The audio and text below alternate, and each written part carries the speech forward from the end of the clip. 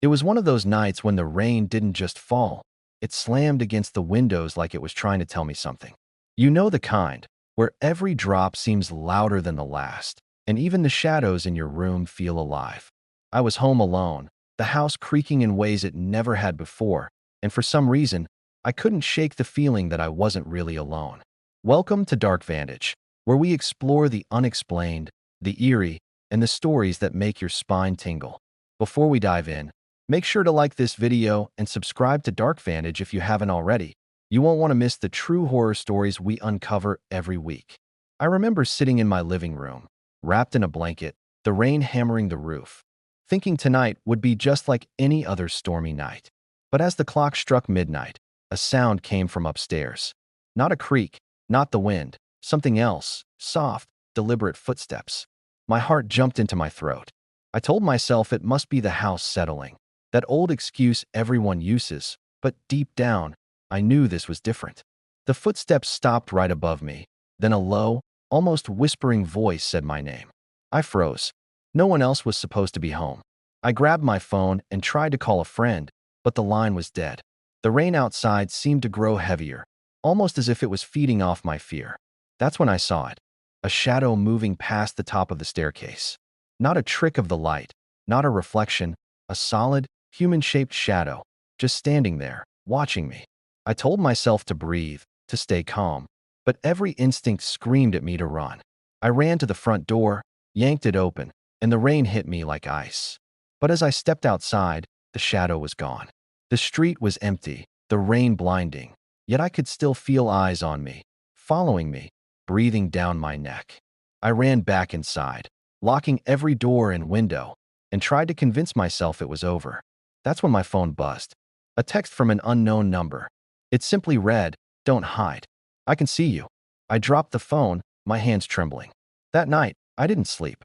Every creak, every drop of rain on the roof felt like it was moving closer. I stayed up until dawn, waiting for the first light, just hoping the night would end. And when morning finally came, I found muddy footprints on my carpet.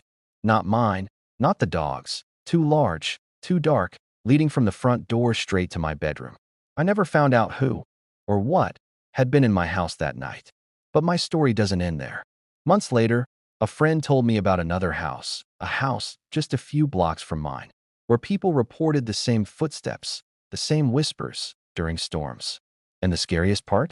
Every report happened on nights just like mine, alone, raining, and dark. That's the kind of horror that doesn't just scare you in the moment. It follows you, lingering, waiting for the next rainy night alone. And that's why stories like these aren't just entertainment. They're warnings. Another friend of mine, let's call her Sarah, had a similar experience. She was home alone during a thunderstorm, scrolling through her phone when the lights flickered and went out. The house was silent except for the rain pounding on the windows. Then she heard it, a soft scratching at the back door. At first, she thought it was a branch or maybe an animal, but the sound grew louder, insistent. She peeked through the peephole and saw nothing. But then, out of the corner of her eye, she noticed the shadow of someone standing behind the tree. Just standing, watching. She froze, unsure whether to scream or stay still. After what felt like hours, she ran to a neighbor's house in her bare feet. When the lights came back on, she found muddy handprints smeared on the outside of her door. No footprints leading away, just the prints. What's terrifying about nights like these is the silence that follows. The quiet after the storm, when you think you're safe, but you can still feel it. Something lingering, something patient, something that only comes alive when you're alone and the rain is hammering the world around you. I've learned to never ignore that feeling, to trust the instinct that tells you you're not alone. Even now, every time it rains, I check the locks twice, triple the locks in fact, and I keep the lights on all night. But no amount of preparation makes the fear go away. There's a story I read about a man who set up cameras around his house after similar experiences. For nights, nothing happened. Then, one stormy night, the cameras captured something moving just beyond the edges of the frame. Not a person, not an animal, something tall, shadowy, with glowing eyes, standing in the rain, staring directly at his house. The next morning, the footage was gone. Just like that.